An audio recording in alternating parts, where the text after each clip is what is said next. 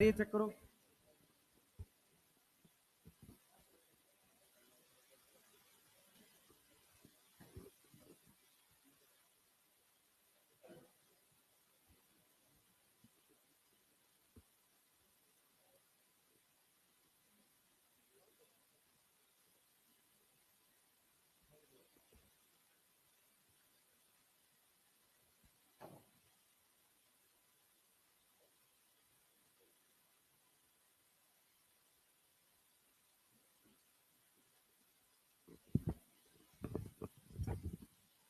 आवाज आ रही है? चेक करो, एक बार रिवाइज करो।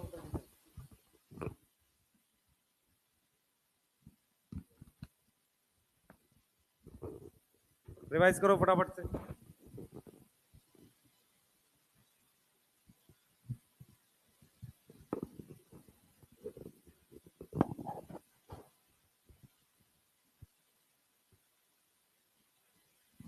हाँ भाई, फिजिक्स का कोई असाइनमेंट मिला क्या आपको?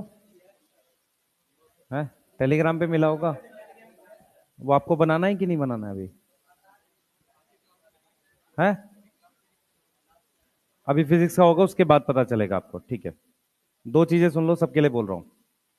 जो भी असाइनमेंट आपको मिला करे, अगर आपको बनाना है तो आप कोई असाइनमेंट पहली बार बना रहे हो, बिना टाइम लगाए बना लो। उसी असाइनमेंट की डेट डाल लिया करो। 5 से 6 दिन बाद, 4 दिन बाद, जब आप भूल गए हो थोड़ा बहुत, तो टॉपिक रिवाइज करके टाइम लगा के उस असाइनमेंट को फिर से बनाया करो। सही है? सुन ध्यान से। जब मैं पहली बार सॉल्व कर रहा हूं तो मुझे हो सकता है बहुत सारे क्वेश्चन ना आए, तो मैंने सॉल्व कर लिए और उसके टीचर से डाउट पूछ लिए।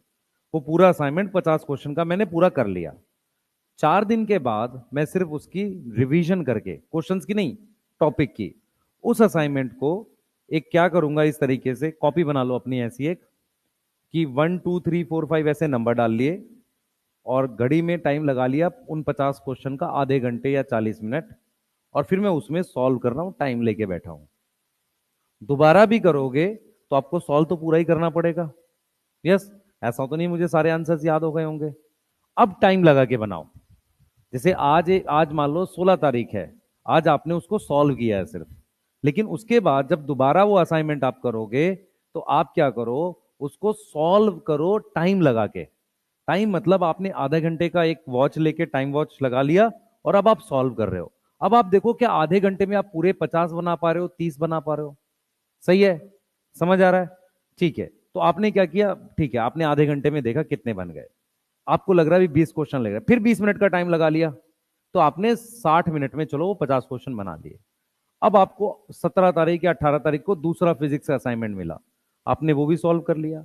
अब उस दूसरे असाइनमेंट को उसके 4 दिन बाद एक बार टाइम लगा के सॉल्व करके देखो। आप क्या करते हो, असाइनमेंट कर लिया, कुछ दिन बाद फिर कर लिया, ऐसे करते करते 40 असाइनमेंट इकट्ठा हो गए। ना आपने वो दोबारा रिवाइज किए, और अगर रिवाइज भी किए तो टाइम लगा के नहीं किए, और आपके एग्जाम में तो टाइम लगा कर आएगा, फिर कैसे करोगे? समझ आ रहा है? पहली प्रॉब्लम समझ में आ गई आपकी क्या है? सही है? सेम फिजिक्स के साथ, सेम केमिस्ट्री के साथ। क्लियर है? बायो में थोड़े ज्यादा क्वेश्चन लो, 100 ले लो, बॉटनी जूलॉजी कंबाइन उठा लो, और टाइम लगा लो 40 मिनट, 50 मिनट, सॉल्व करो। और हमेशा कैसे करना, 1 का ए, 2 का बी, 3 का सी, ऐसे करते करते लिखो। अपने क्या नाम है, क्वेश्चन को चेक करो प्रॉपर आंसर की से, जिसमें गलती हो रही है उसको सर्कल लगा लो। ठीक है? समझ आ रहा है? कॉपी को दो हिस्से में डिवाइड कर लो ऐसे। पहले हिस्से में भाई, मोर पंख तो नहीं रख रखा किसी ने इसमें? जो विद्या बढ़ाते हैं मोर पंख रख के, उससे नहीं कुछ होगा, है ना? नहीं तो मोर जाता नीट का पेपर देने और रैंक बनाती, है ना? उसके पास तो सारे पंख है। समझ में नहीं आई ना? आगे, ठीक है, सुनो अब मैं क्या बोल रहा हूं। कॉपी को दो हिस्से में डिवाइड कर लो। यहां पर आप क्वेश्चंस लिखोगे, 1 का ए, 2 का बी, डेट डाल के, वो असाइनमेंट नंबर आपको पता हो। और इस हिस्से में उससे आपने कोई नई बात सीखी। होता क्या है, जब मैं करता था क्वेश्चंस, तो मुझे याद है कि कुछ बातें हम पढ़ के सीखते हैं और कुछ बातें क्वेश्चन से सीखते हैं। लेकिन वो क्वेश्चन से बातें तभी सीखते हैं जब हम 100 200 क्वेश्चन इकट्ठे बनाते हैं, और कुछ दिन के बाद हम वो बातें भूल जाते हैं। तो वो जो नई बातें हमने क्वेश्चन से सीखी हैं, उनको मैं उस इस वाले हिस्से में असाइनमेंट नंबर डाल के मैंने ये 5 बातें सीखी मैं लिख लूंगा। सही है? समझ में आ रहा है? मैं इस तरीके से जाऊंगा। ठीक है, बोलो। हाँ, और अगर मुझे ऐसा लगता है कि फिजिक्स का क्वेश्चन बन नहीं रहा है, मैं फिर पढ़ूंगा। यदि किसी असाइनमेंट में आपके 50% क्वेश्चन गलत हो रहे हैं, 60% क्वेश्चन गलत हो रहे हैं, तो आपको टॉपिक फिर रिवाइज करने की जरूरत है। अगर आप 80% सही कर पा रहे हो तो ठीक है, दोबारा उसको फिर से बनाएंगे हम, बाद में टाइम लगा के जरूर बनाएंगे। उसके बाद जब आप 2-3 महीने पढ़ चुके हो, उसके बाद से कोशिश किया करो कि पहली बार में ही टाइम लगा के बनाओ। समझ आ रहा है? ठीक है ना? अब तो ऐसा नहीं होगा कि एग्जाम में तो ऐसा नहीं होगा ना, पहली बार नीट मिलेगा बिना टाइम लगाए, फिर दोबारा 5 दिन बाद मिले, ऐसा तो नहीं होने वाला है। तो कुछ महीनों के बाद आपको यह हैबिट पूरी तरीके से अपने अंदर डाल लेनी है। कोई डाउट किसी को? ठीक है, सही है। जिन बच्चों के 450 या 500 नंबर आ रहे हैं, उनको मैंने कल भी बोला था अपनी 2 कॉपीज बना लो। एक कॉपी वो बना लो, या एक कॉपी जरूर बना लो जो आपके वीक टॉपिक है, वीक चैप्टर्स हैं। अभी सिलेबस चल रहा है ठीक है, लेकिन एक बार बैठ के आराम से वो चैप्टर लिख लो जो आपको बिल्कुल नहीं आते या बहुत खराब हैं। उनके अराउंड थोड़ी थोड़ी पढ़ाई पहले से ही शुरू कर दो। सही है? ठीक है। जिनके 200, 250, 300 या जिन्होंने एग्जाम ही नहीं दिया था, वो अभी बैच के साथ चले। मन में यह मत सोचो कि सर ये प्लान बता रहे हैं, अच्छा हमारा नहीं होगा, ऐसा नहीं। हर आदमी की अलग स्पीड है, हर आदमी की अलग जरूरत है। हम क्या कर सकते हैं, अगर मैं कोई चीज 5 घंटे में सीखता हूं, दूसरे वाला 3 घंटे में सीखता हूं, तो मैं ज्यादा घंटे मेहनत करूंगा और स्पीड बढ़ाने की कोशिश करूंगा। सही है? समझ आ रहा है? अपनी गलतियां पहचानना सबसे जरूरी है। आपको डे 1 से शुरू करो ये काम। कभी भी कोई ऐसे असाइनमेंट नहीं बनाएगा बिना वो लिए कि उसी में सॉल्व कर लिया, कॉपी में सॉल्व करते जा रहे हैं। 1 का ए, 2 का बी, 3 का सी, ऐसे करते हुए चले जाओ। आंसर तब तक मत देखना जब तक आप कम से कम 10, 15, 20, 50 क्वेश्चन ना बना लो। ऐसा नहीं करना कि पहला सॉल्व किया तुरंत आंसर देखना है, दूसरा सॉल्व किया तुरंत आंसर देखना है। कौन कौन ऐसे करता है? सच सच बताओ। सभी लोग करते हो तुम? पहला किया आंसर देखते हैं, वाह यस, इंटेलिजेंट। सारे करो, आंसर मैच करो, गलत हुआ क्यों हुआ दोबारा सॉल्व करो, और देखो कितने सही बन रहे हैं। फिजिक्स में हर क्वेश्चन के बाद आंसर देखेगा? क्यों? असल में तेरे से 2 क्वेश्चन बनते ही नहीं, तुझे मन नहीं करता होगा बनाने का, है? उसी पे ज्यादा मेहनत करनी है जिसमें मन नहीं लग रहा। सिलेक्शन मन से नहीं होगा, किससे होगा? दिमाग से। सही है? दिमाग वहां लगाना है जहां हमारे को ज्यादा जरूरत है। वहां दिमाग लगाओगे जहां कम जरूरत हो तो क्या फायदा? तेज बोल। ट्राई करूंगा मैं हार्ड कॉपी में मिले आपको। ठीक है, क्लियर है? और सबसे ज्यादा जरूरी, आप वो स्टडी मटेरियल क्या है आपका, पैकेज, उसकी थ्योरी नहीं करनी, उसका सिर्फ क्या बनाना है, क्वेश्चंस बनाने हैं। ठीक है, क्योंकि थ्योरी में एक्स्ट्रा होगा 100%, है ना? तो उसकी थ्योरी वैसे भी नहीं करनी है आपने। ठीक है, चलें आगे, स्टार्ट करते हैं। आगे आओ भाई, आगे की कहानी क्या है? हम लोग किसकी बात कर रहे थे? फ्लैजिला की। हमने फ्लैजिला पे क्वेश्चन कर लिया, आज मीजोजोम की बात करते हैं। मीजोजोम, मीजोजोम, मीजोजोम कहां मिलते हैं? पिलाई फिमरे नहीं बताया? देख रहे हो, टॉपिक खा जाता मैं पूरा पूरा।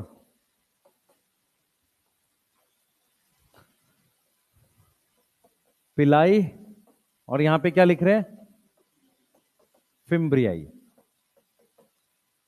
ठीक है, इधर देखेंगे, जे हमारो बैक्टीरिया का सेल है।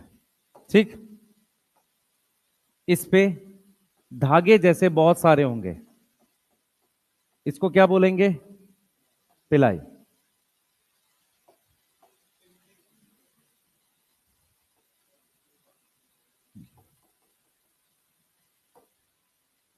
क्या लिखा था? पिलाई लिख दिया था क्या? कहां लिखा है?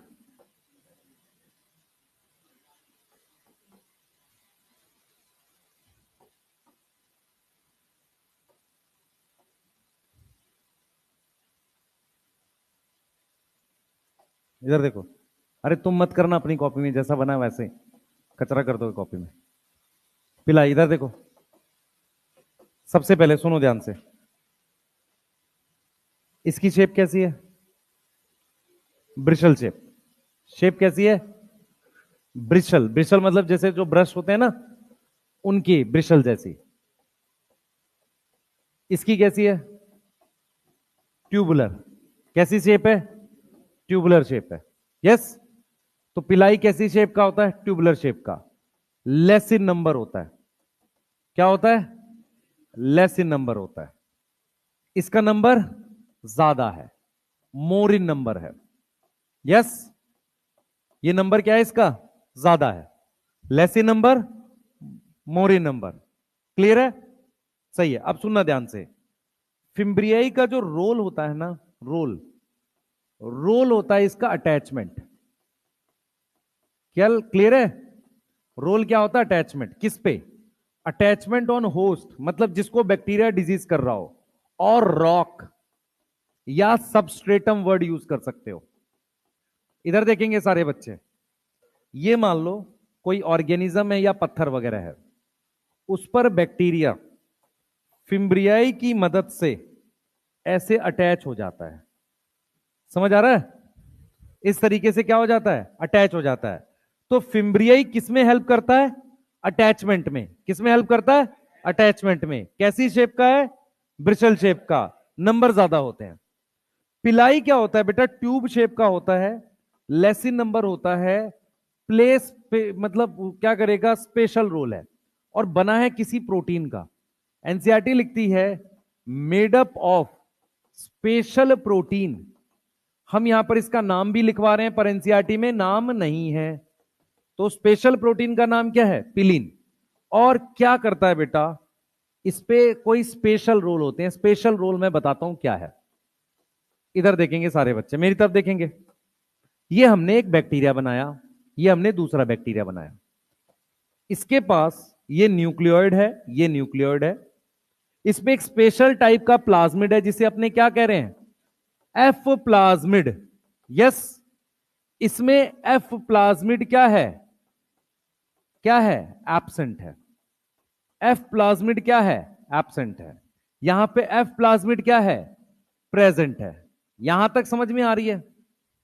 बोलो। यहां तक समझ में आ रही है? यहां पर एफ प्लाज्मिड प्रेजेंट है, यहां पर एफ प्लाज्मिड एब्सेंट है। ठीक है?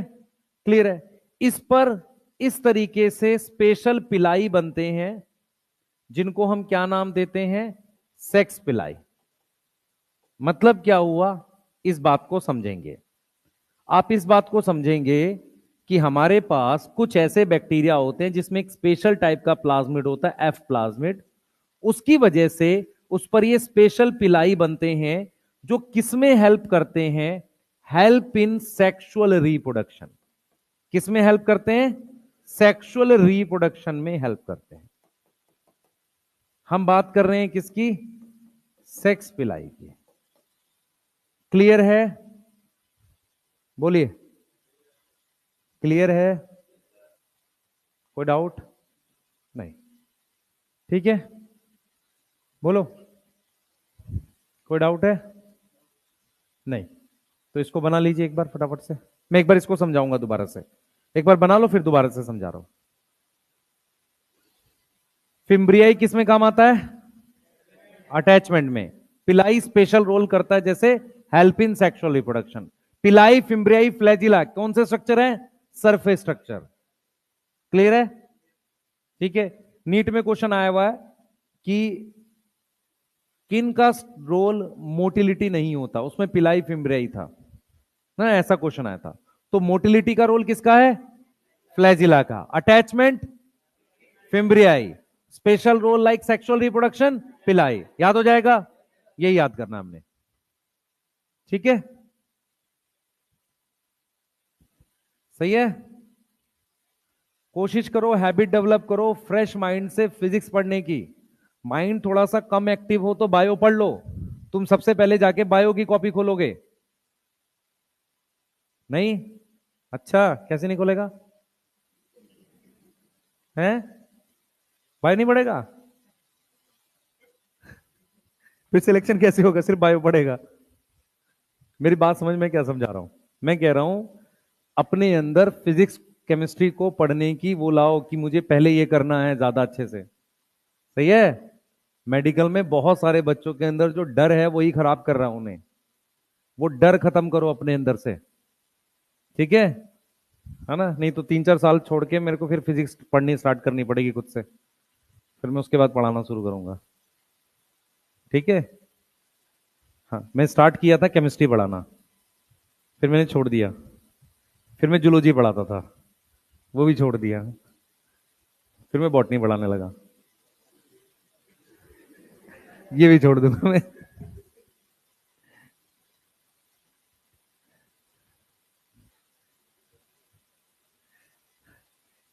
केमिस्ट्री मैंने 3 दिन मोल कॉन्सेप्ट पढ़ाया, फिर मुझे लगा बहुत मेहनत की जरूरत है इसमें, छोड़ दो ये बेकार है।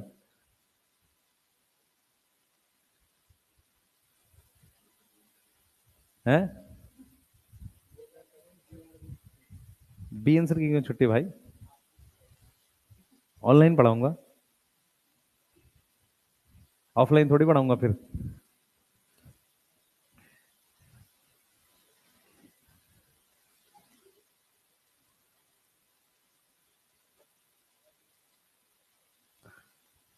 बेटा कुछ कुछ चीजें ध्यान रखना, फिजिक्स आना अलग बात है, कम समय में क्वेश्चन सॉल्व करना अलग बात है। प्लीज मेहनत करना सब लोग। हम लोग कुछ ना कुछ चीजें ऐसी बनाएंगे आपके लिए कि फिजिक्स की ज्यादा प्रैक्टिस करो आप। ठीक है ना? हम लोग बैठ के भी डिस्कस करने वाले हैं कुछ चीजों पे कि कैसे इनको और प्रैक्टिस करवानी है फिजिक्स की, वो ज्यादा इंपॉर्टेंट है। ठीक है? ऐसा भी करा सकते हैं कि कुछ क्लासेस आपकी मान लो फिजिक्स की अगर मॉर्निंग फिक्स करें या जब भी फिक्स करें तो उसके तुरंत बाद 10-15 मिनट की एक शीट शेयर कर दे, है ना? या शीट शेयर ना करें, पेपर खोल दे बोर्ड पे और आपको दे 10 मिनट का टाइम, सॉल्व करो 10 मिनट के अंदर सारे क्वेश्चन। यस? ठीक है ना? इस तरीके से कुछ करना चाहिए आप लोगों के साथ।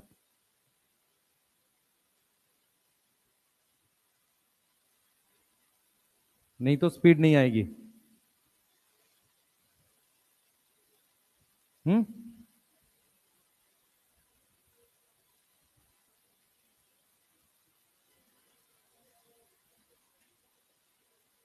ये क्या चल रहा है? चलो बना लिया, चलते हैं। पहले मेरी बात सुनो ध्यान से, मैं एक बार समझा देता हूं। ये तुम्हारे लिख लिया, लिख रहा है कोई? लिख लिया? मैं क्या समझा रहा हूं सुनो, देर देखो। ये बैक्टीरिया पे खास तरह के पिलाई, इन्हें सेक्स पिलाई कह रहे हैं। इनकी वजह से एक ट्यूब बनती है, इधर देखो भाई सारे। इनकी वजह से एक ट्यूब बनती है, इस ट्यूब को हम नाम देते हैं कॉन्जुगेशन ट्यूब। क्या नाम देते हैं? Conjugation tube. ऐसे इसमें न्यूक्लियोइड है, इसमें न्यूक्लियोइड है, इसमें प्लाज्मिड है, और ये प्लाज्मिड यहां से ऐसे अंदर आ जाता है। सही है? तो ये जो प्लाज्मिड है ना, ये वाला देख बच्चे, ये जो प्लाज्मिड है, ये प्लाज्मिड किसकी वजह से अंदर आता है? इस ट्यूब की वजह से। इस ट्यूब को क्या नाम देते हैं? Conjugation tube. और कॉन्जुगेशन, ध्यान से सुन, कॉन्जुगेशन ट्यूब किससे बनी है? डेवलप फ्रॉम, हाँ भाई, डेवलप फ्रॉम सेक्स पिलाई। किसको नहीं समझ में आई? आ गया समझ? बोलो, नोट कर लो।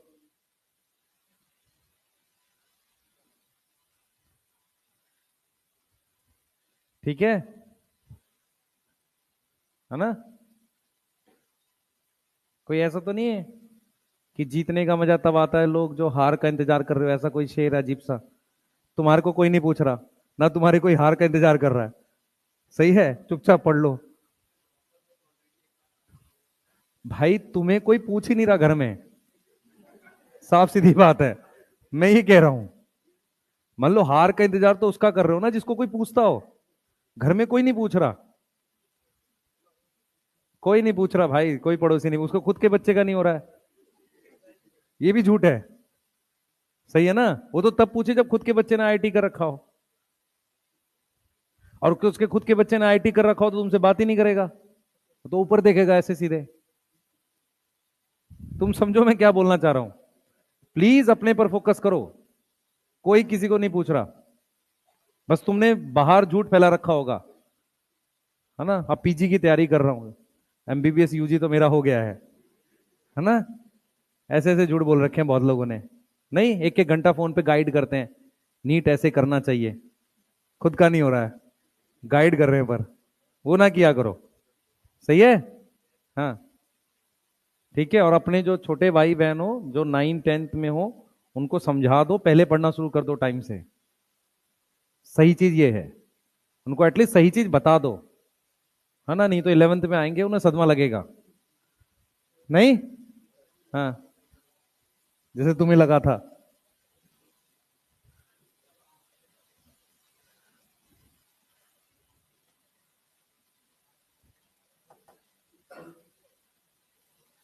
चलो इधर देखो, हम लोग बात कर रहे हैं मीजोजोम्स की। मैं जो बातें बोलूंगा पहले हम ध्यान से सुनेंगे और उसके कुछ ऑब्जर्वेशन निकालेंगे। उसके बाद जब हम लिखेंगे तो बात समझ में आएगी। कृपया करके फोकस करें, इधर करें, पूरा 100% फोकस इधर सुनेंगे। ठीक है, देखिए, मीजोजोम क्या होता है बेटा। बैक्टीरिया सेल में, ध्यान से सुनेंगे, बैक्टीरिया का जो सेल होता है ना, उसके अंदर कोई भी ऐसी ऑर्गेनल नहीं होती जिसमें मेम्ब्रेन हो। मेरी बात समझ आ रही है। बैक्टीरिया के अंदर कोई भी ऐसी ऑर्गेनल नहीं है जिस पर क्या प्रेजेंट हो, मेम्ब्रेन प्रेजेंट हो। तो बैक्टीरिया क्या करता है, प्लाज्मा मेम्ब्रेन को कुछ एक्स्ट्रा रोल दे देता है। समझ आ रहा है। प्लाज्मा मेम्ब्रेन को कुछ एक्स्ट्रा रोल दे देता है। उस रोल के लिए वो स्ट्रक्चर मॉडिफाई हो जाता है, उसे हम मीजोजोम कहते हैं। जैसे फॉर एग्जांपल, मेरे पास ये प्लाज्मा मेम्ब्रेन है, तो प्लाज्मा मेम्ब्रेन इस तरीके से अंदर की तरफ फोल्ड हो जाती है। मुझे ऐसा लगता है कि जब ये प्लाज्मा मेम्ब्रेन फोल्ड हुई तो उसने कुछ इस तरीके से स्ट्रक्चर्स बना लिए ऐसे, जिसमें मुझे लग रहा है कि इसमें सरफेस एरिया कम है, इसमें थोड़ा ज्यादा है और इसमें और ज्यादा है। तो जो सेल मेम्ब्रेन है, जो भी सेल मेम्ब्रेन है, उसने अंदर की तरफ कुछ स्ट्रक्चर्स बनाए हैं। और ये स्ट्रक्चर्स क्यों बनाए हैं, क्योंकि मेम्ब्रेन की बनी हुई कोई भी ऑर्गेनल नहीं है। तो ये जो स्ट्रक्चर्स बनाए हैं, ये जो स्ट्रक्चर्स बनाए, ये किसके बने हैं, सेल मेम्ब्रेन के। इन स्ट्रक्चर्स का नाम मीजोजोम है। इसको हम क्या बोल देते हैं, लेमिली। क्या शेप बोलते हैं, लेमिली। इसको अपने क्या बोल देते हैं, ट्यूब्यूल। इसको अपने क्या बोल देते हैं, वेसिकल। क्या बोल देते हैं, वेसिकल। अब मेरी बात ध्यान से सुनेंगे, बहुत ध्यान से। हम वर्ड यूज करते हैं लाइसोजोम। लाइसो मतलब लाइसिस, तोड़ना। जोम का मतलब होता है, व्हाट इज मीनिंग ऑफ जोम, chromosome, colour, body. Lysosome, lysis करने वाली बॉडी। मीजोजोम का मतलब है ये प्लाज्मा मेम्ब्रेन है और एक ऑर्गेनल जिसमें प्रॉपर मेम्ब्रेन होती है, उसके बीच का कुछ है। समझ आ रहा है, बोलो, समझ आ रहा है ना। प्रॉपर तरीके से ये कोई ऑर्गेनल है ना, कोई प्रॉपर तरीके से तो ऑर्गेनल है नहीं, तो कुछ बीच का है, इसलिए क्या बोल रहे हैं, मीजोजोम। जोम शब्द मतलब body, chromosome, colour, body, lysosome, lysis करने वाली बॉडी। सही है, बोलो। परोक्सीजोम, परोक्सीडेज नाम का एंजाइम रखने वाली बॉडी। समझ आ रहा है, जिसके बाहर मेम्ब्रेन होगी। क्लियर है, बोलो। ठीक है, आगे देखते हैं। तो मीजोजोम क्या है बेटा, मीजोजोम सेल मेम्ब्रेन की एक्सटेंशंस हैं। किसकी एक्सटेंशंस है, सेल मेम्ब्रेन की एक्सटेंशन है। एक्सटेंशन का मतलब है उससे बना हुआ। और ये एक्सटेंशन, ध्यान से सुनेंगे बेटा, एक्सटेंशन बाहर की तरफ भी हो सकती थी, अंदर की तरफ भी, लेकिन यहां एक्सटेंशन कहां की तरफ है, अंदर की तरफ। इसलिए क्या बोल रहे हैं, इनफोल्डिंग। सही है, इसलिए क्या बोल रहे हैं, इनफोल्डिंग। क्लियर है, बोलो बेटा। ठीक है, अब क्या बोलेंगे बेटा, इनकी अलग अलग शेप होती है। इनकी अलग अलग क्या होती है, शेप होती है। शेप में मेरे पास एक वेसिकल है, दूसरा ट्यूब्यूल है, और तीसरा लेमिली है। अब मैं आपसे एक सवाल पूछता हूं, बताना। हमने एक डाटा लिखा था कि ग्राम नेगेटिव में मीजोजोम नहीं होते और ग्राम पॉजिटिव में होते हैं। इसका इनडायरेक्ट मतलब यह है कि ग्राम नेगेटिव में मीजोजोम बहुत कम डेवलप होंगे, हो सकता है थोड़ी बहुत फोल्डिंग बनती हो मेम्ब्रेन की बस। ग्राम पॉजिटिव में अच्छी खासी फोल्डिंग्स बनेंगी, ये मतलब है इसका। पूरी तरह से एब्सेंट प्रेजेंट हम नहीं बात करते। समझ आ रहा है? बोलो, सही है? ठीक है। तो मीजोजोम जनरली किस में मिलता है? ग्राम पॉजिटिव में। क्या शेप होती है? वेसिकल, ट्यूब्यूल, लैमिली, ये शेप होती हैं। और ये क्या है? एक्सटेंशन है और इनफोल्डिंग है। किसकी इनफोल्डिंग है? सेल मेम्ब्रेन की इनफोल्डिंग है। कोई डाउट नहीं। अब सुनो ध्यान से। मीजोजोम के जो रोल होते हैं, रोल, सबसे पहला रोल है, सबसे पहला रोल है, ये क्या करता है? Involve in respiration. हाँ भाई, अब मुझे जरा सोच के बताओ। मैं आपसे एक क्वेश्चन देता हूं, उसको पहले समझना। पहले एक डायग्राम देख लो, फिर उसके बाद बनाना भी मत लिखो कोई। इधर देखो, ये बैक्टीरिया का सेल है, ये यूकैरियोटिक सेल है, ये माइटोकॉन्ड्रिया है। ठीक है। बैक्टीरिया के सेल में रेस्पिरेशन होता है साइटोप्लाज्म में और साथ के साथ ये मीजोजोम में।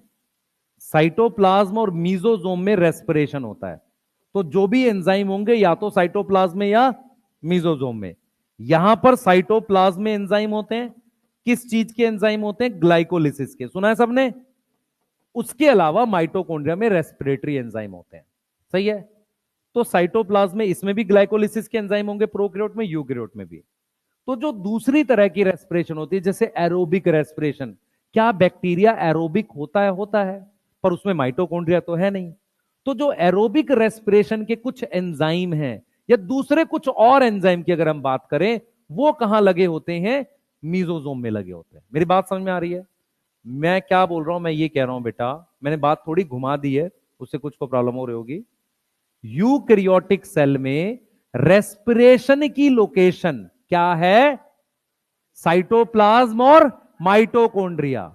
साइटोप्लाज्म और माइटोकॉन्ड्रिया। प्रोकैरियोटिक सेल में मेनली साइटोप्लाज्म और कुछ ऐसे प्रोकैरियोट्स होते हैं जिसमें मीजोसोम्स भी होता है। सही है? ये बात कर सकते हैं हम याद? बोलो, समझ आ रहा है? ठीक है। तो अपने ने क्या कहानी बनाई यहां पर? हमने लिखा कि मीजोजोम जो होता है, mesosomes have enzyme for respiration. Enzyme for respiration, yes, clear है। एंड इंक्रीज करता है सरफेस एरिया। सरफेस एरिया बढ़ाने का क्या फायदा है? हाँ, सरफेस एरिया बढ़ाएंगे कैसे? जितना ज्यादा सरफेस एरिया होगा उतना ज्यादा एंजाइम लगा होगा। ये समझ में आ रहा है भाई? किसमें ज्यादा एंजाइम लगेगा, वेसिकल में या ट्यूब्यूल में? ट्यूब्यूल में। ये सोच पा रहे हो? बोलो, कोई डाउट हो किसी को इस बात में? तो हमें ये समझना है कि अगर मैं आपको एक क्वेश्चन दे दूं, मैं अगर आपको क्वेश्चन दे दूं,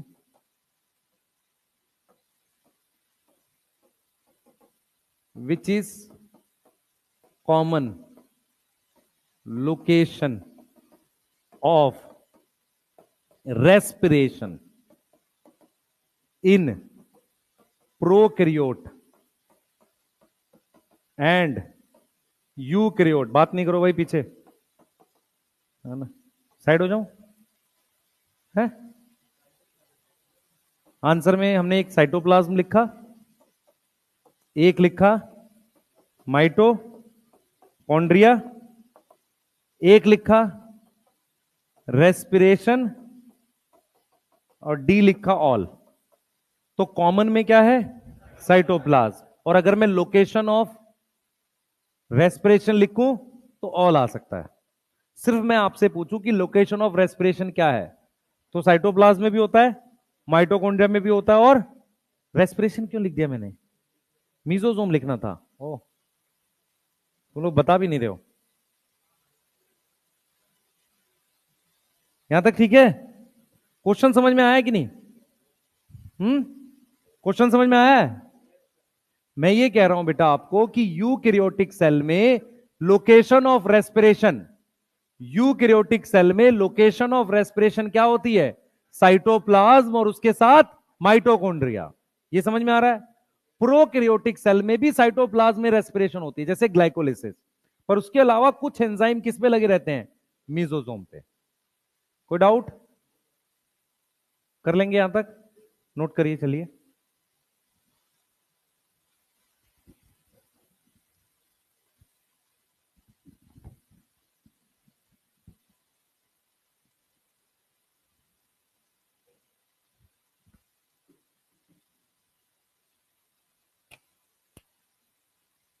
लिख लिया?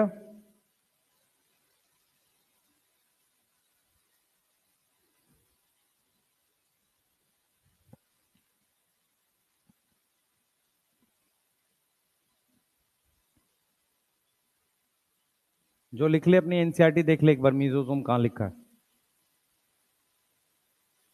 फ्लैजिला पिलाई फिम्ब्रियाई भी देख ले।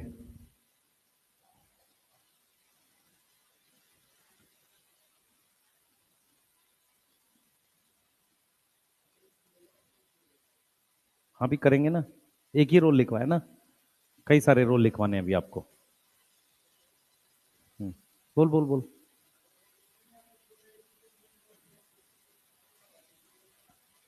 एरोबिक लिखेगा तो मीजोसोम, इन जनरल लिखेगा तो नहीं देगा ऐसे करके, अलग अलग नहीं पूछेगा। अगर तेरे से पूछेगा प्रोकैरियोटिक में लोकेशन ऑफ रेस्पिरेशन, मीजोसोम और साइटोप्लाज्म दोनों दे दे, मेन वर्ड ना लिखे, दे दे तो मीजोसोम मार्क कर, क्योंकि वो पूछना ही मीजोसोम चाह रहा है। वो एक्चुअल में क्या, वो क्वेश्चन तेरे से मीजोसोम के लिए पूछ रहा है कि क्या अब में पता है कि मीजोसोम रेस्पिरेशन में मदद करता है। ठीक है? यस। और पूछो, पूछो बेटा और।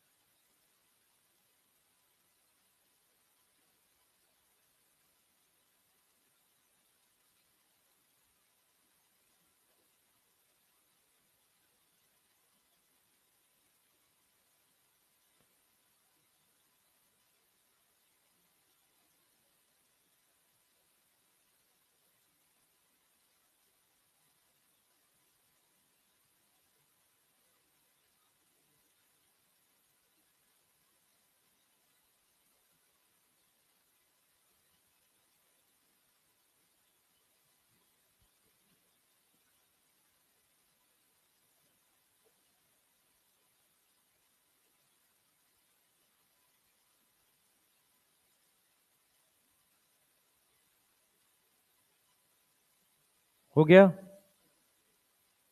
हम्म।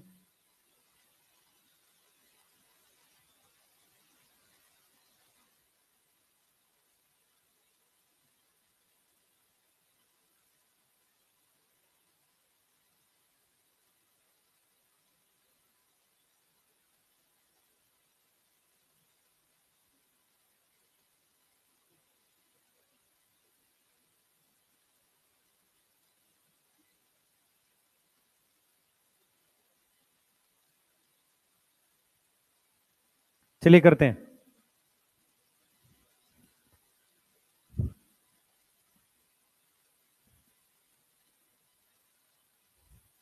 करें? ठीक है,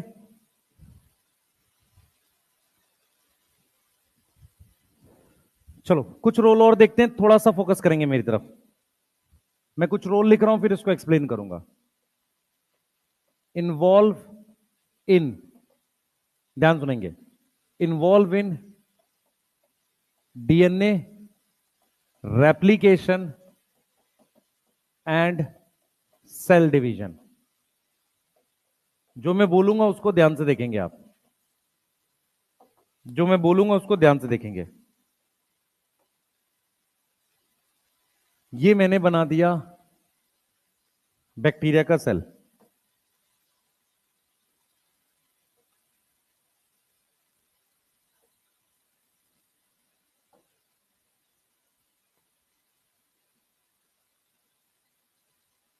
फोकस करना बेटा।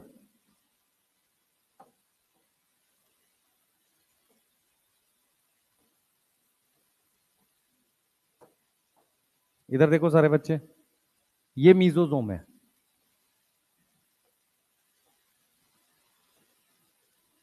देखो, सबसे पहले ये न्यूक्लियोइड इसके साथ अटैच है। इधर देखो बेटा सारे बच्चे, ये न्यूक्लियोइड इसके साथ है, दिख रहा है?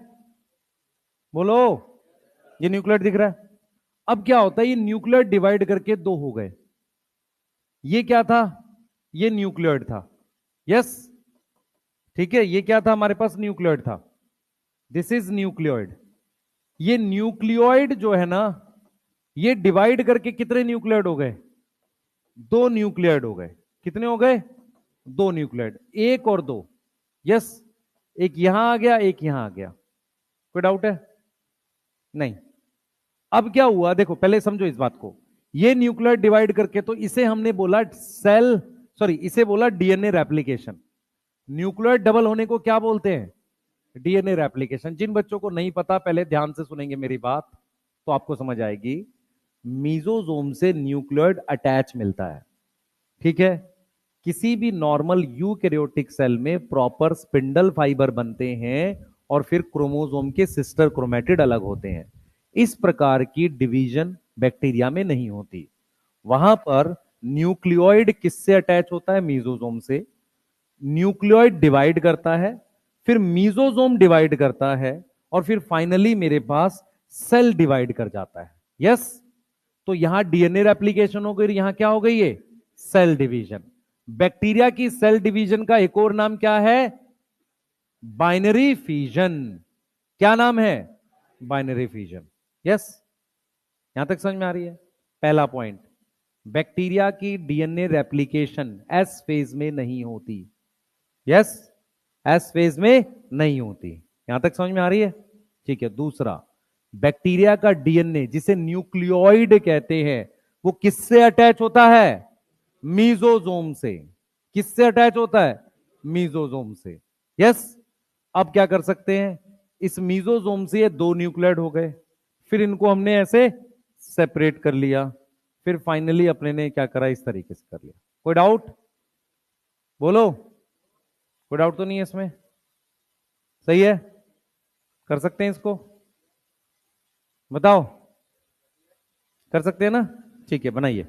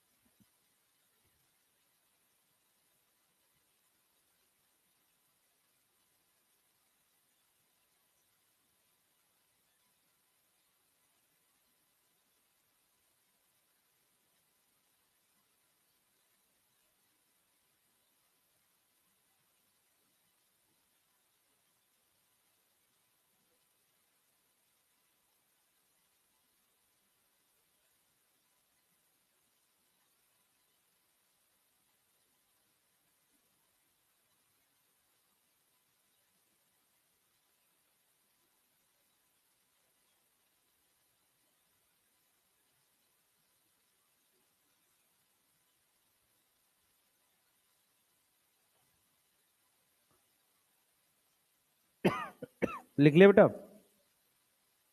लिख लिया? ये कहां चला गया था? उस पे मैं रेड बना रहा हूं, यहाँ ऑरेंज आ रहा है, ऐसा क्यों? इसको कलर ब्लाइंडनेस है? हैं? फिल्टर है ये? ओके, सही है। इस हिसाब से तो तुम खड़े होगे रेड आओगे।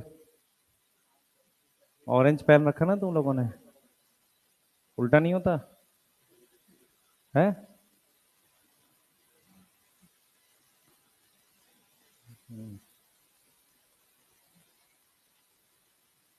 लिख लिया? चलो एक और करते हैं इसमें।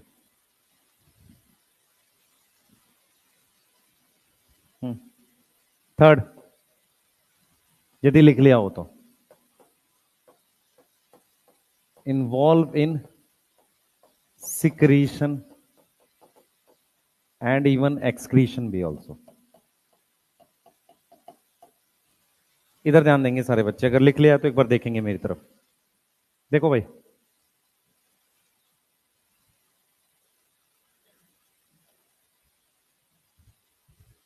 इधर ध्यान दोगे, इधर ध्यान दो। देखो भाई,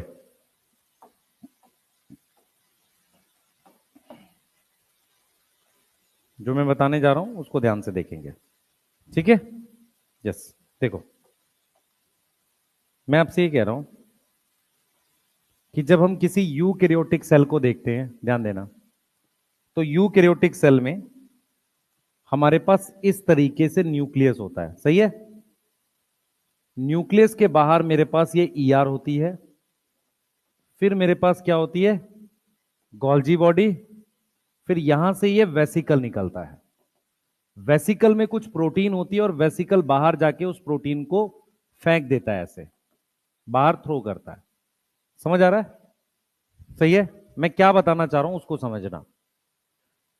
अगर मुझे किसी यूकैरियोटिक सेल, जिसका उदाहरण एक फंजाई हो सकती है, अगर उसको बाहर कुछ एंजाइम फेंकने हैं, बाहर एंजाइम क्यों फेंकने हैं? बाहर एंजाइम, बेटा कोई ऐसे मुंह ना खोले, है ना? सही है? उड़ता हुआ पेन भी जा सकता है मुंह में सीधे, ठीक है? नहीं? और ऐसे मुंह खोलोगे बगल वाला बच्चा भी घुस सकता है उसमें। तो इधर ध्यान दें सब लोग, नहीं पिटाई कर दूंगा मैं एक आध की। इधर ध्यान दो। देखो, मैं फिर बात बार बार बोल रहा हूं, ये एक दिन का काम नहीं है, ये मेडिकल मुश्किल काम है। आपको मेहनत भी करनी है और समझदारी से करनी है, ठीक है? सही है, इधर ध्यान देंगे प्लीज। मैं ये समझा रहा हूं आपको कि फंजाई एक यूकैरियोटिक सेल है, वो बहुत सारे एंजाइम बाहर फेंकती है, क्योंकि उससे वो क्या करती है? चीजों को डाइजेस्ट करती है। तो इसे कहते हैं एंजाइम को बाहर सिक्रीट करना, सही है? ये काम प्रोकैरियोट भी कर सकता है। जब यूकैरियोट बाहर सिक्रीट कर रहा है तो कैसे कर रहा है? एंजाइम बनाता है ईआर, उसके ऊपर क्या लगा होता है? राइबोसोम, उसको पैक करता है गोल्जी बॉडी, और वेसिकल की मदद से बाहर फेंक देते हैं। प्रॉब्लम आती है प्रोकैरियोट के पास। ना तो उसके पास ईआर है, यस, ना तो उसके पास ईआर है, उसके पास सिर्फ ये मीजोजोम है ऐसे, ठीक है? प्रोटीन ना गोल्जी बॉडी है, ना पैकिंग होगी, पर राइबोसोम प्रोटीन बना देगा। तो राइबोसोम क्या करता है? राइबोसोम इस तरीके से लग जाता है। अगर आप एनसीईआरटी में राइबोसोम के लिए पढ़ोगे प्रोकैरियोट के, तो एनसीईआरटी ने लिखा है it found attach with membrane. आप एनसीईआरटी चेक करोगे तो आपको मिलेगा कि राइबोसोम किसके साथ अटैच है? मेम्ब्रेन के साथ। तो राइबोसोम ऐसे लग गया, उस राइबोसोम ने, ये इसका एमआरएनए है, इसने प्रोटीन बनाकर ये बाहर फेंक दी यहां पर। समझ आ रहा है? तो इसी को हम क्या लिख रहे हैं? इसी को क्या लिख रहे हैं? सिक्रीशन। तो मीजोसोम जैसी चीज पर ये राइबोसोम अटैच हो जाते हैं, और वो क्या बाहर फेंक देते हैं? प्रोटीन को बाहर फेंक देते हैं। ये प्रोटीन क्या है? ये प्रोटीन एक प्रकार के एंजाइम हो सकते हैं, क्योंकि नेचर में कौन से दो बड़े ग्रुप हैं जो सैप्रोफिटिक न्यूट्रिशन करते हैं? बैक्टीरिया और फंजाई। यस, बैक्टीरिया और फंजाई। तो बैक्टीरिया एंजाइम बाहर कैसे फेंकता है? क्योंकि उसके पास ये वाली अरेंजमेंट तो है नहीं। ये वाली अरेंजमेंट किसके पास है? फंजाई के पास, क्योंकि वो यूकैरियोट है। कोई डाउट है यहां पर? नहीं।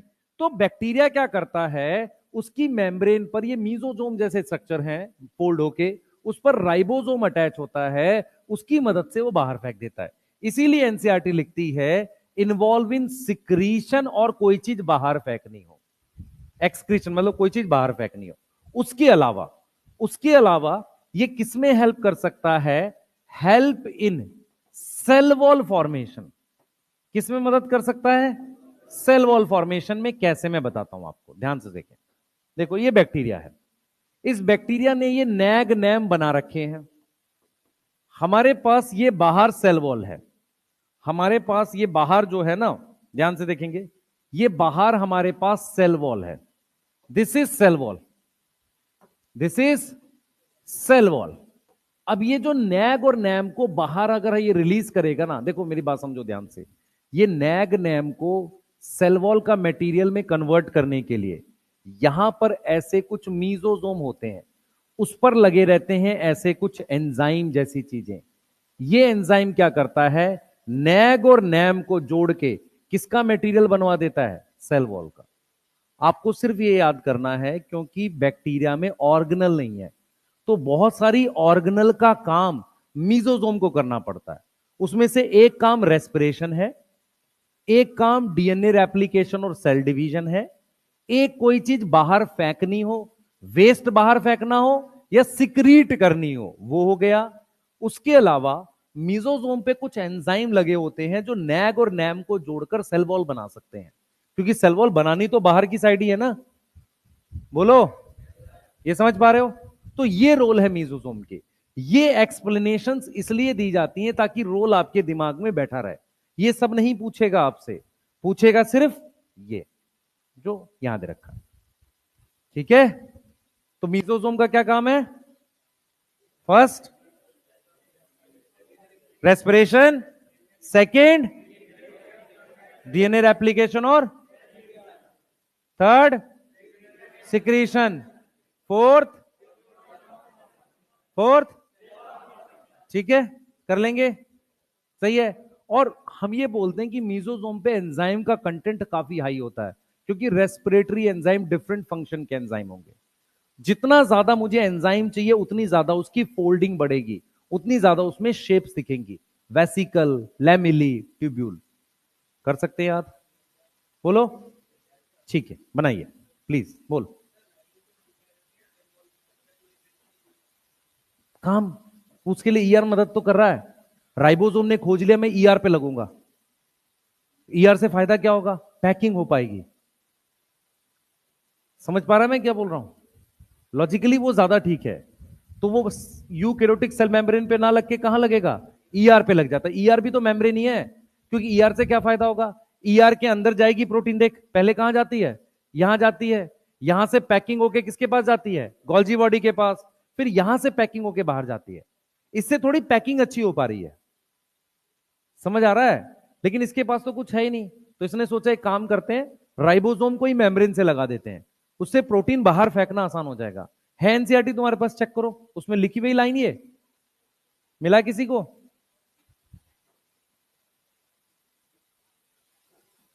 पेज 129। यस,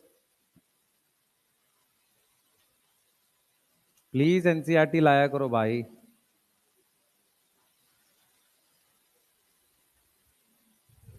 मिला?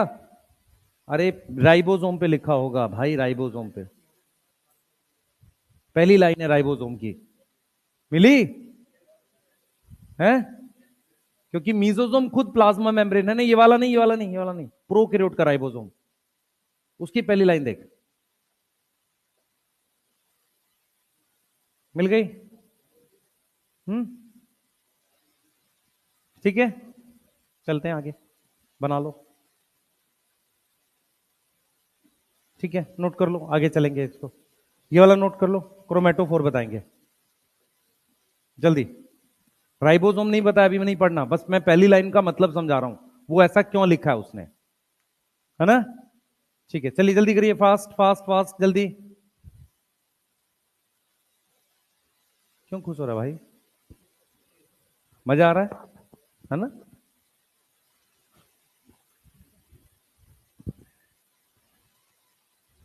14 तारीख को एक बार और डांट पड़ेगी नहीं? अब नहीं पड़ेगी? अच्छा, तो फिर हाँ, नहीं नहीं, तू तो बोल सकता है, देता तो मैं 700 लाता, बोलने में थोड़ी कुछ है ना? 721 भी ला सकता था।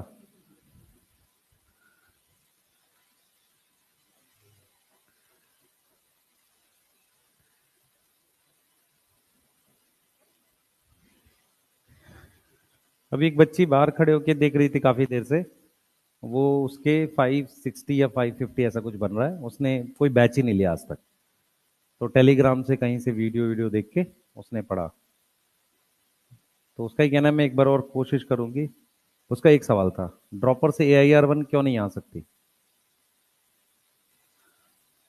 हाँ भाई, तुम्हारा क्या मानना है? आ सकती है, आती क्यों नहीं है, मैं ये पूछ रहा हूं। आ तो कुछ भी सकती है, आती क्यों नहीं है, आई नहीं आज तक?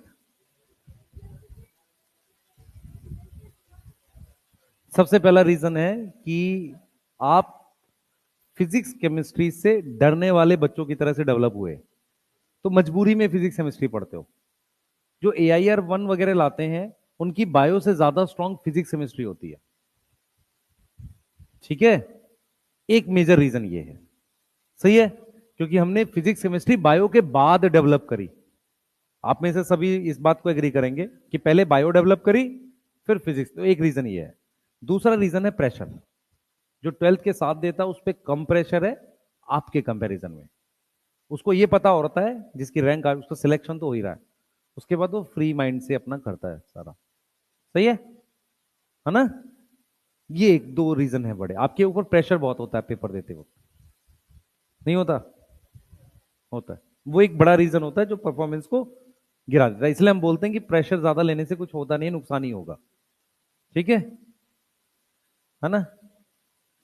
है। अब कुछ सोच रहे होंगे सर ये नहीं बोल रहे हैं कि रैंक लानी है, पहले फिजिक्स कर लो, है ना? ये पहले दिन बोलने के लिए ठीक लगता है, पर थ्रू आउट ईयर में बार बार आपसे बोलूंगा प्लीज इंप्रूव, प्लीज इंप्रूव। सही है ना? मैं मोटिवेट करूंगा, रैंक लानी है, तुम शाम में जाके यहाँ पे कुछ खा रहे होगे खड़े होके, है ना? उससे रैंक नहीं आएगी। ठीक है ना? हमें अपने सबसे वीक सब्जेक्ट पे सबसे ज्यादा काम करना है। क्लियर है? ठीक है। यस। और रैंक आ जाएगी तो तुम और फोन नहीं उठाओगे मेरा। अभी तो 650 में मैसेज करके बता रहे हो, रैंक आएगी तो सबसे पहले कहीं और फोन करोगे, कहोगे हमारी रैंक का कितना मिलेगा, है? नहीं। हाँ, तुम भी नहीं करोगे, कहोगे कि मैं अभी अपने दोस्त से फोन कराता हूं।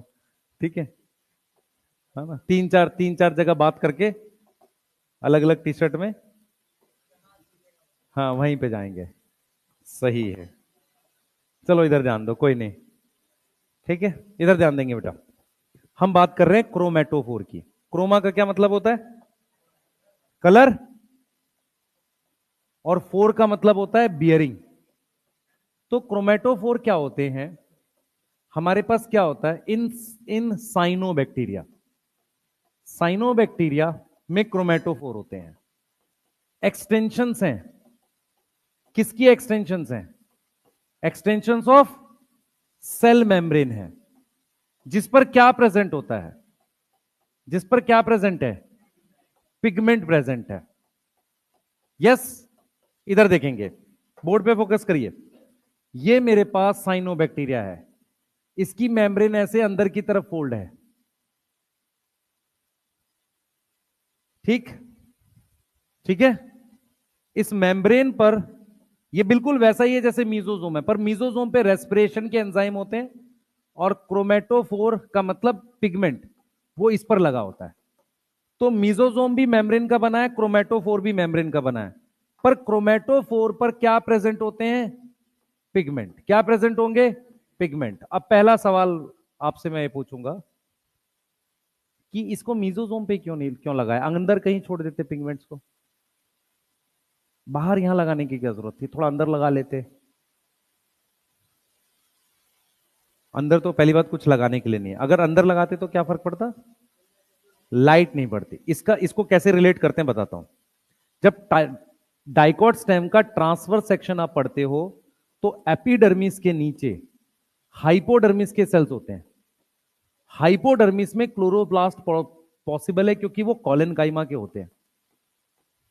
याद है किसी को? या तो क्लोरोप्लास्ट पैरेनकाइमा में होता है या कॉलेनकाइमा में, स्क्लेरेनकाइमा में नहीं होता। तो हाइपोडर्मिस के सेल्स जो होते हैं थोड़ी मोटी वॉल के होते हैं, पर वो कॉलेनकाइमा होते हैं क्योंकि उनमें क्लोरोप्लास्ट प्रेजेंट है। क्योंकि अगर स्टेम में आप ज्यादा गहराई में जाकर कॉलेनकाइमा लगाओगे जो फोटोसिंथेटिक है, लाइट नहीं जाएगी, तो उसको जस्ट एपिडर्मिस के नीचे लगाना पड़ता है। तो लाइट पड़े, किसके किसके ऊपर से गई ये बात? यस, मुझे पता है, सुन लो ध्यान से मैं क्या कहना। लॉजिक सिर्फ ये है कि जब कोई आप हरी स्टेम देखते हो, हरी स्टेम, हरी ग्रीन स्टेम देखते हो, उसके बाहर वाली लेयर क्या होती है? एपिडर्मिस। एपिडर्मिस के किसी भी कोशिका, किसी भी सेल में कोई क्लोरोप्लास्ट नहीं होता एक्सेप्ट गार्ड सेल। ठीक है, उसके बाद फिर वो हरा क्यों है? क्योंकि जो कॉलन काइमा की लेयर है ना, उसमें क्लोरोप्लास्ट है। क्या कॉलन काइमा को डीप लगा सकते थे क्लोरोप्लास्ट से? नहीं, क्योंकि लाइट नहीं जाती। मेरी बात समझ में आ रही है? बोलो। ऐसे ही मैं कह रहा हूं, इसको पिगमेंट को मीजोसोम पे लगा दिया, सरफेस पे, ताकि इस पर क्या पड़े? लाइट पड़े। क्लियर है? ठीक है। यस। तो अब जरा देख लेते हैं आगे की कहानी। सेल में, हाँ बेटा बोल। है ऑटोट्रॉफिक होगा, बता तो रहा हूं। साइनोबैक्टीरिया में न्यूट्रिशन कैसा है? फोटोसिंथेसिस। और इसमें भी कौन सा प्रेजेंट होता है? Chlorophyll A. कौन सा होगा? Chlorophyll A present. ठीक है। और ये क्या परफॉर्म करेगा? Light reaction. जब ये लाइट रिएक्शन परफॉर्म करेगा तो क्या तोड़ेगा? पानी ब्रेक करेगा। क्या तोड़ेगा? पानी तोड़ेगा। और क्या बनाएगा? ऑक्सीजन बनाएगा। यस।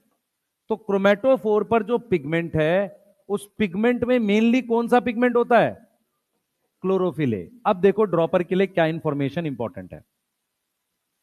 जो ड्रॉपर बच्चे हैं उनके लिए ये इंपॉर्टेंट इंफॉर्मेशन है। पहली, chlorophyll A present in, present in cyanobacteria. Yes. तो साइनोबैक्टीरिया ऑक्सीजन बनाएंगे। यस। उसके बाद प्रोटिस्टा के पहले तीन ग्रुप, डायटम, डाइनो, फ्लैजिलेट और यूग्लिनोइड्स। पहले तीन बोल रहा हूं, यूग्लिनोइड्स। और पूरा प्लांट किंगडम, पूरा का पूरा प्लांट किंगडम। क्लियर है? इन सब में क्या प्रेजेंट होता है? क्लोरोफिल है। ये किसको तोड़ते हैं? पानी को। और क्या बनाते हैं? ऑक्सीजन। अगर कोई चीज ऑक्सीजन बनाती है, कोई ऑक्सीजन प्रोड्यूस करता है, तो उसको बोलते हैं ऑक्सीजेनिक। और कोई ऑक्सीजन यूज करता है, उसको एरोबिक बोलते हैं। दोनों में फर्क है। हम एरोबिक हैं, ऑक्सीजेनिक हैं? एरोबिक हैं। एरोबिक क्या होता है? ऑक्सीजन यूज करता है। ऑक्सीजन बनाने वाले को क्या बोलते हैं? ऑक्सीजेनिक। जो ऑक्सीजेनिक है वो क्या कर रहे हैं? फोटोसिंथेसिस कर रहे हैं। क्लियर है? बाहर जो प्लांट्स है वो क्या है? ऑक्सीजेनिक। ऑक्सीजन यूज भी करते हैं, ऐसा नहीं है, वो एनारोबिक रेस्पिरेशन थोड़ी करते हैं, पर वो ऑक्सीजन बनाते भी हैं। सही है? हम एरोबिक हैं। सही है? बाहर काऊ होगी, वो भी एरोबिक है, ऑक्सीजन यूज करती है। हम लोग कई बार कंफ्यूज हो जाते हैं दोनों शब्दों में, एरोबिक और ऑक्सीजनिक। ऑक्सीजनिक मतलब ऑक्सीजन बनाने वाला। उसके लिए कौन सा पिगमेंट चाहिए? Chlorophyll A. क्लोरोफिल ए कहां कहां मिलता है? साइनोबैक्टीरिया, पहले तीन ग्रुप प्रोटिस्टा, और पूरे प्लांट किंगडम में। सही है? बोलो। ठीक है। ईस्ट एरोबिक हो सकता है या ऑक्सीजनिक? फंजाई है, एरोबिक हो सकती है। वो दोनों काम कर सकता है, एनारोबिक एरोबिक। एरोबिक होगा तो इथेनॉल नहीं बनाएगा, एनारोबिक होगा तो इथेनॉल बनाएगा। यस। बोलो। ये वाली बातें समझ में आई है? क्रोमेटोफोर मतलब साइनोबैक्टीरिया में स्पेशल इनफोल्डिंग है। क्लियर है? यस, बनाइए। चलिए जल्दी लिखो।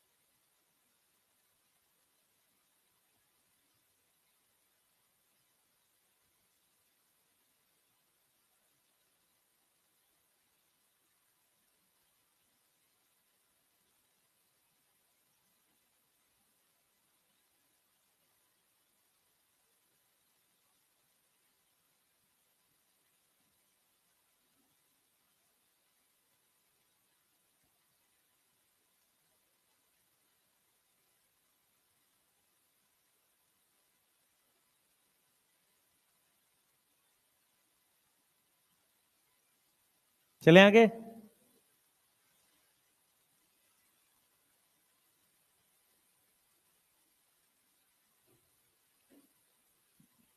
हो गया? लिंक लिखा? लिख लिया? एक क्वेश्चन लिखेंगे। लिखें क्वेश्चन कि लिख रहे हो? जल्दी लिखो।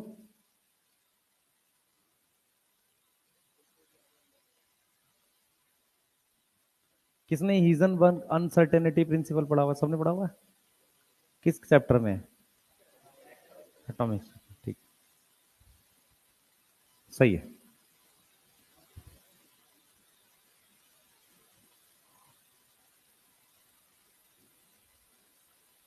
एक बच्चा था 12th के साथ, उसके 700 मार्क्स आए थे, तो मैं भी उसका इंटरव्यू कर रहा था ऐसे ही। तो मैंने उससे एक ही क्वेश्चन पूछा, बस ऐसे ही वैसे ही पूछ लिया कि लाइट और डार्क रिएक्शन में से रेट ऑफ फोटोसिंथेसिस कौन कंट्रोल करेगा?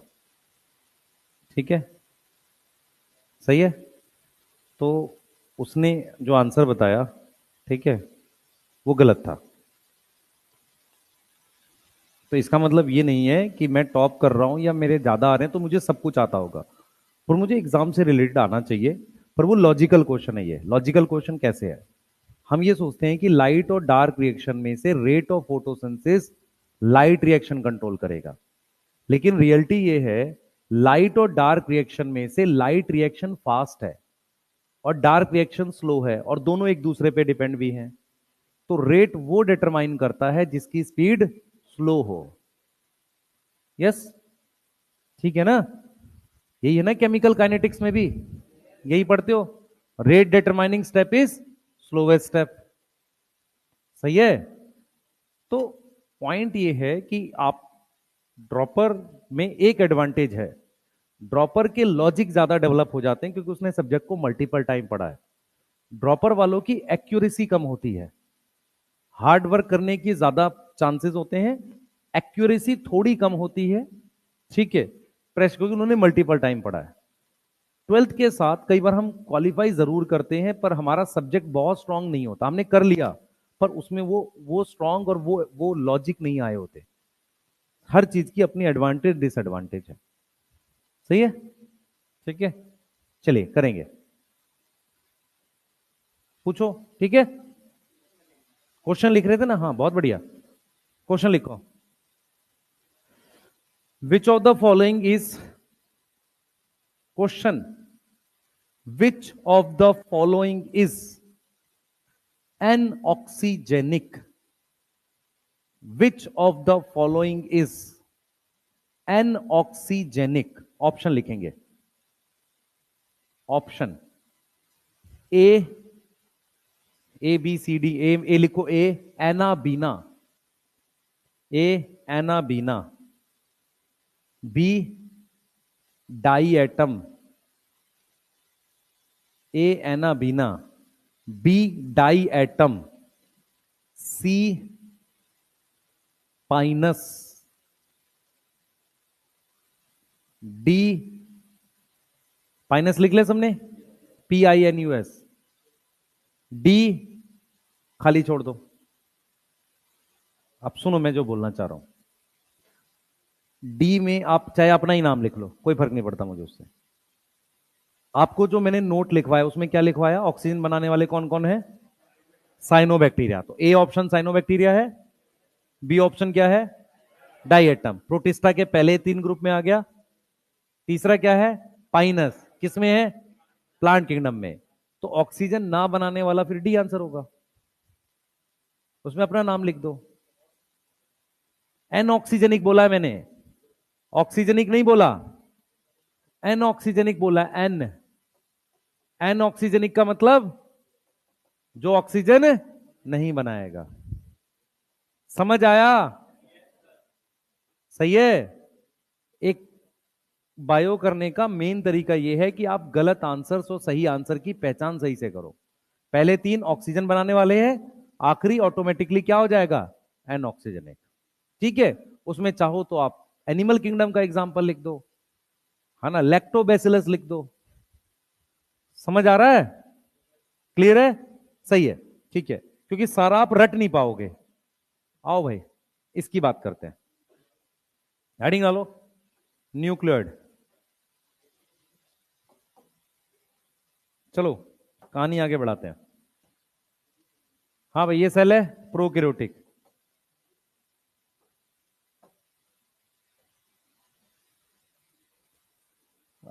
ये वाला स्ट्रक्चर, इसको न्यूक्लियोइड कह रहे हैं। इसको क्या कह रहे हैं?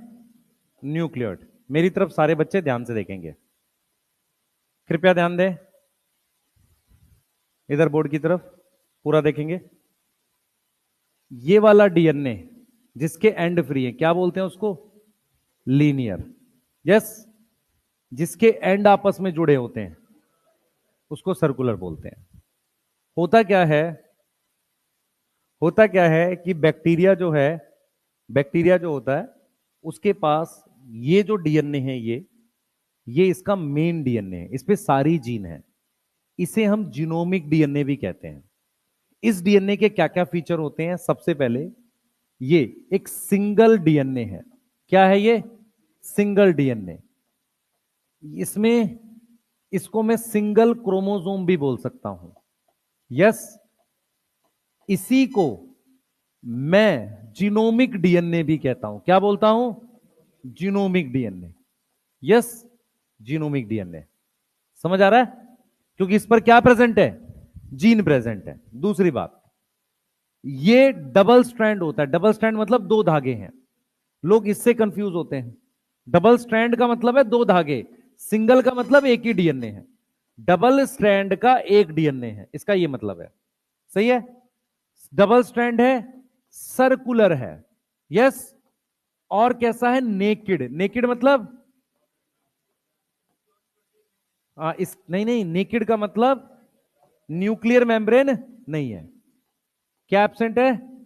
न्यूक्लियर मेम्ब्रेन एब्सेंट है। यस। अब मेरी बात सुनो ध्यान से। इस पर जो भी जीन प्रेजेंट हैं, रोल क्या है? All essential gene. सारी की सारी कौन सी वाली प्रेजेंट है? ऑल असेंशियल जीन प्रेजेंट है। कैसी जीन प्रेजेंट है? असेंशियल। असेंशियल क्या होता है? जरूरी। ठीक है, मैं रिपीट करूंगा। बैक्टीरिया का जो डीएनए होता है उसे हम न्यूक्लियोइड बोलते हैं। उसे ही हम क्या बोलते हैं? Single chromosome. उसे ही जीनोमिक डीएनए कहते हैं। उस पर एक दो जीन नहीं होती, बहुत सारी जीन होती है। सही है? इसलिए उसका नाम क्या होता है? Genomic DNA. उसके एंड जुड़े हुए होते हैं, इसलिए वो डीएनए कैसा है? सर्कुलर डीएनए है। कैसा डीएनए है? Circular DNA. यहां तक कोई डाउट है? नहीं। अब जरा मेरी बात सुनो। सबको ये वर्ड याद है, पैकेजिंग ऑफ डीएनए। पैकेजिंग मतलब डीएनए को कम जगह में रखना। प्रोकैरियोट्स में भी डीएनए की पैकेजिंग होती है कुछ बेसिक प्रोटीन की मदद से, पर वो बेसिक प्रोटीन हिस्टोन्स नहीं होती। सही है? ये याद रहेगा बात। हमने ये मॉलिक्यूलर में पढ़ाया हुआ कहीं ना कहीं आपको।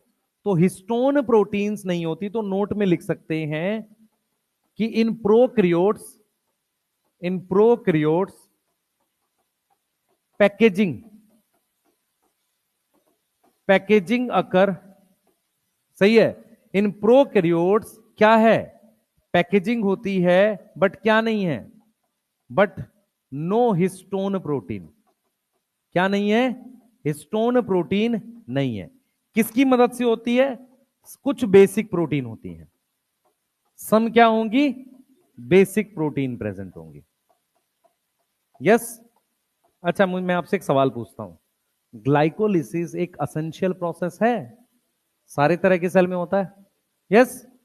तो क्या ग्लाइकोलिसिस की जीन न्यूक्लियोइड पर होगी? बिल्कुल होगी। समझ आ रहा है? भाई, किसी सेल को जिंदा रहने के लिए क्या चाहिए?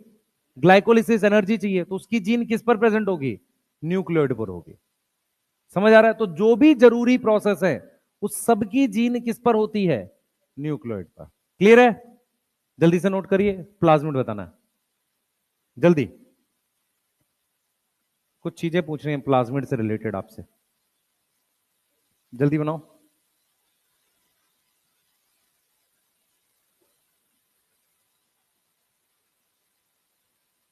किस किस का मन कर रहा है सर चले जाएं, अब बहुत हो गया? कौन है वो पीपी टाइप का बच्चा, पुराना पापी है? घोर पापी, जीपी, ओपी और पापी? नहीं है ना? और डबल जीपी, घनघोर पापी नहीं? पढ़ लो भाई, समय मात्र 9 महीने से 10 महीने, और समय बहुत तेजी निकलेगा। पहले 3 महीने पता चलेंगे, बाकी के नहीं, है ना?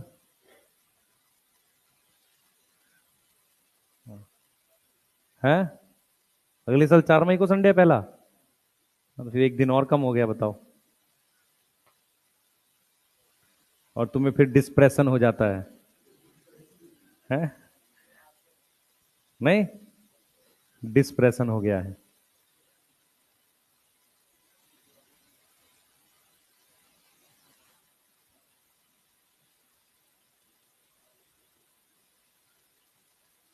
देखो अभी अप्रोच क्या रहनी चाहिए आपकी स्टार्टिंग में, फिजिक्स केमिस्ट्री को ज्यादा जल्दी सॉल्व करने की अप्रोच डेवलप करनी है। बायो को पढ़ते जाना है, क्वेश्चन सॉल्व करना है। ठीक है, बायो हमें अगर थोड़ी बहुत आती है तो हम पिक कर लेंगे आसानी से, जो वीक है उस पर ज्यादा हमें फोर्स लगानी है। सही है? ठीक है, ऐसी कोई अप्रोच नहीं है कि बायो पे पहले मास्टरी कर ले फिर देखेंगे फिजिक्स केमिस्ट्री को, फिर वीक रह जाएगी, है ना? है, क्या कह रहा है भाई? नहीं नहीं, सरकार बदल जाएगी इतने में तो 5 साल हो जाएंगे। नहीं, पंचवर्षीय योजना। हाँ, ये राहुल गांधी को बना के मानेगा भाई। सही है। सोचो एनटीए को टेंशन ही नहीं है, वो साल में उसको 5 नोटिफिकेशन निकाल लिए, कोई टेंशन नहीं है उसको। ना उसको एग्जाम बताना है ठीक से, ना उसको सिलेबस अपलोड करना है, अपना खुश है एकदम, मस्ती में काम चल रहा है। पेपर तो एक अलग चीज है यार, वो तो देख, जब भी सिंगल स्टेज एग्जाम होगा, सिंगल दिन में पेपर होना है और वो भी ऑफलाइन, उसके बचने के चांस बहुत कम है। कि वो ना हो, जिस साल पता लग गया वो एक अलग चीज है। इसीलिए 2 स्टेज एग्जाम ज्यादा सेफ होते हैं, या तो 2 स्टेज हो, जैसे पहले सीबीएसई पीएमटी हुआ करता था 2012 में, प्री और मेंस, या फिर ऑनलाइन हो जाए। बेस्ट है कि इसको ऑनलाइन कर दे, वो एक अलग लड़ाई रहेगी कि मेरे वाला आसान आया था, तेरे वाला मुश्किल आया था, 4-5 में होता ना जैसे जेई का, वही ऑप्शन है एक। ठीक है, वही एक ऑप्शन ही बचा है बेटा, नहीं तो ये तो हर साल की लड़ाई है। सही है ना? साल में 2 बार या एक बार ही पर ऑनलाइन होना चाहिए। है, उतने सेंटर नहीं ना, 5 दिन कराएंगे, सुबह शाम 10 पेपर हुआ करेंगे। ठीक है, उसमें फिर बच्चा अपने आप लड़ता रहेगा, मेरा आसान आया था उसका मुश्किल आया था। है, वो अलग लड़ाई रहेगी। चलो आओ, चलो क्लासमेट की बात करते हैं। इधर देखेंगे सारे बच्चे, देखो कितने लोगों को ये बात समझ में आती है। मैं कुछ सवाल पूछूंगा आपसे, लास्ट टॉपिक है, इसके बाद नहीं बता रहा। टाइम क्या हो रहा है एग्जैक्ट? 5:20, 40। आपकी क्लास कब तक है? 45, 50 तक पढ़ा देते हैं, ठीक है। हाँ। इधर ध्यान दो, बीन सर नीचे चाय मट्ठी खा रहे हैं, है ना? देखो ये प्लाज्मिड है, मैं जो बात बोलूंगा आप ध्यान से सुनना। सबसे पहले मुझे न्यूक्लियोइड और इसमें समानता या डिफरेंस पता होना चाहिए। तो सबसे पहले आपको प्लाज्मिड के फीचर पता होना चाहिए। अगर मैं इसको क्रोमोसोम कहता हूं, इसको मैं क्रोमोसोम कहता हूं न्यूक्लियोइड को, मैं मानता हूं यह एक क्रोमोसोम है, और यह बना भी किसका किसका है? यह डीएनए प्लस प्रोटीन का बना हुआ है। तो जो प्लाज्मिड है ना, वो मेन डीएनए के अलावा है, तो वो क्या है? Extra chromosomal. पहला पॉइंट समझ में आ रहा है? मेन क्रोमोसोम के अलावा। ठीक है, ओरिजिन पता है सबको, ओरिजिन ऑफ डीएनए, जहां डीएनए रेप्लिकेशन स्टार्ट होती है, जहां डीएनए रेप्लिकेशन स्टार्ट होती है उसे क्या बोलते हैं? ओरिजिन। तो जो ओरिजिन होता है ना, वो इस पर भी होता है और इसमें भी होता है। ठीक है, क्लियर है? तो जरा एक दो फीचर लिखते हैं। सबसे पहला फीचर, चार फीचर होते हैं जो हमेशा याद रखने हैं। पहला, एक्स्ट्रा क्रोमोसोमल। दूसरा, सेल्फ रेप्लिकेटिंग। तीसरा, डबल स्ट्रैंडेड। यस। और फोर्थ, सर्कुलर। ये चार फीचर आपको प्लाज्मिड के लिए हमेशा याद रखने हैं। इनमें कौन सा फीचर है जो इसको न्यूक्लियोइड से अलग करता है? ये सेल्फ रेप्लिकेटिंग के लिए मुझे क्या चाहिए? ओरिजिन चाहिए। ओरिजिन दोनों पे होता है, प्लाज्मिड और न्यूक्लियोइड दोनों पे। समझ आ रही है? बोलो। है? सर्कुलर डीएनए में ओरिजिन होता है 100%। यस, हमेशा होगा। ठीक है, अब मेरी बात सुन ध्यान से। हाँ भाई, इधर देखे कि पहले रुक जाओ, लिखो नहीं। हम क्या इस पर जीन जोड़ सकते हैं? फॉरेन जीन जोड़ सकते हैं? यस और नो? मान लो मैंने बाहर से फॉरेन जीन लाया, मैं उसको किस पे जोड़ सकता हूं? इस पे या इस पे या दोनों पे? इस पे जोड़ सकता हूं। क्यों? अगर मैं फॉरेन जीन इसके साथ जोड़ दूं तो उसे कहेंगे रिकॉम्बिनेंट डीएनए। सही है?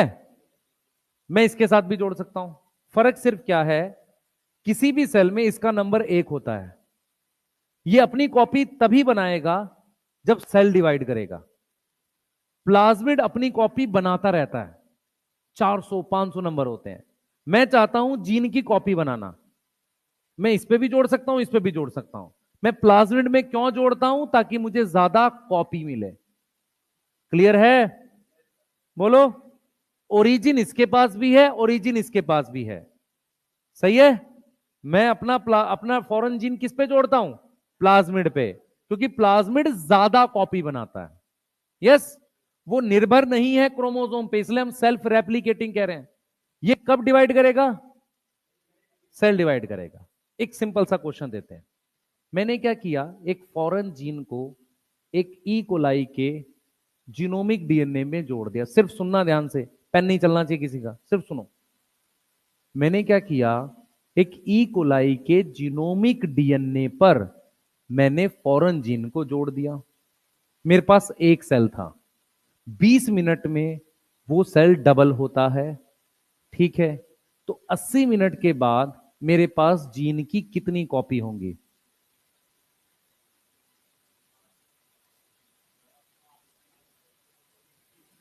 एक से दो सेल बनेंगे, दो से चार बनेंगे, चार से आठ बनेंगे, आठ से 16, 20 मिनट है।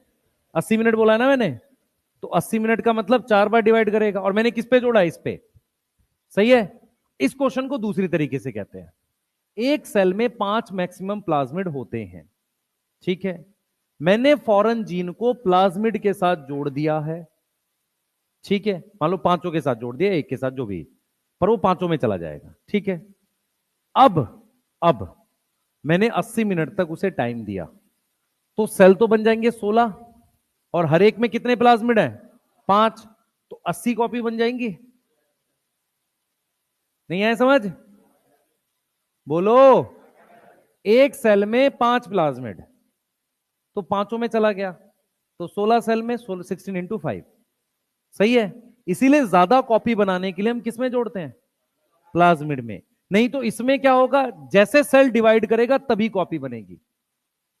सही है? इसीलिए जिस प्लाज्मिड में जीन जोड़ते हैं उसे हम क्या बोलते हैं? Cloning vector.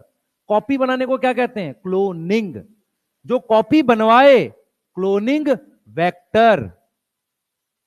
यस, सही है? और जिसमें फॉरेन जीन जोड़ दी, वो कौन सा डीएनए होगा? रिकॉम्बिनेंट। यस। और फॉरेन जीन अगर बिना जोड़े इसमें डाल दूं तो सेल डिवाइड होगा, तो कॉपी बनेगी? नहीं बनेगी। किसी भी फॉरेन जीन को या तो इसके साथ जोड़ना पड़ेगा या इसके साथ जोड़ना पड़ेगा। यही सब कुछ लाइनें उसने दी थी। इस बार कुछ ऐसी लाइनें थी ना अजीब सी, 3 4, याद आ रहा है किसी को? स्टेटमेंट के कुछ क्वेश्चन थे, 4 5 स्टेटमेंट थी, वो ऐसे ही कर रहा था इसी के साथ। ठीक है, नोट कर लो। अब मैं यहां पर लिख देता हूं कि प्लाज्मिड जो है, प्लाज्मिड पे क्या होती है, स्पेशल जीन होती है। क्या होती है, स्पेशल जीन, जो क्या देता है, give extra phenotypic character. Phenotypic मतलब एक्स्ट्रा कैरेक्टर, सही है, एक्स्ट्रा फिनोटिपिक कैरेक्टर देता है। कोई डाउट है, बोलो, कोई डाउट है, जल्दी बताओ।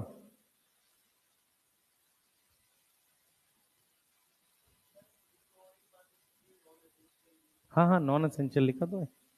प्लाज्मिड हैव स्पेशल जीन, या तो लिख सकता है नॉन एसेंशियल। जैसे हम लोग इसका एग्जांपल देते हैं गाड़ी से, कार से। कार में स्टीयरिंग असेंशियल है, पहिए टायर असेंशियल है, म्यूजिक सिस्टम असेंशियल नहीं है ना, ग्लास वगैरह रखने के लिए वो बना रहता होल्डर होल्डर, वो सब असेंशियल नहीं है।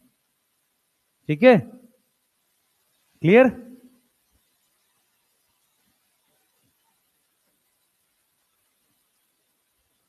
नोट कर लो बेटा।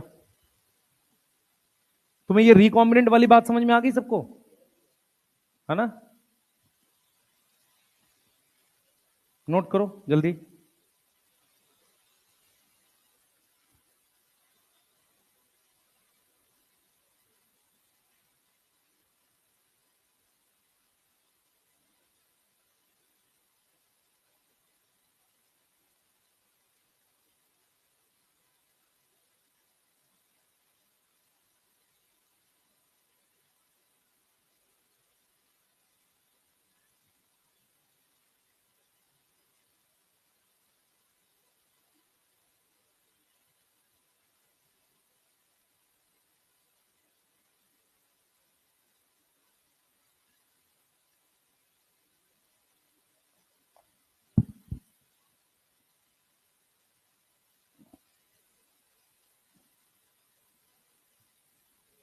हो गया।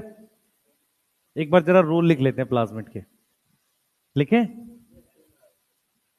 पूछ बेटा। बेटा सुन, इसको अगर क्रोमोसोम कहेगा तो ये डीएनए क्रोमोसोम के अलावा है, तो क्या लिखेंगे, है। सही है। ये चार फीचर एकदम याद रखना।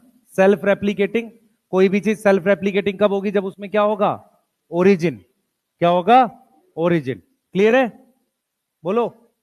ठीक है, चलिए लास्ट चीज बता देते हैं, type of plasmid.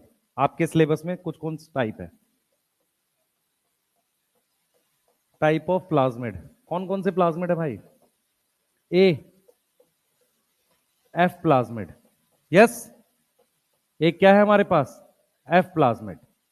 F plasmid को क्या नाम देते हैं, fertility plasmid, yes.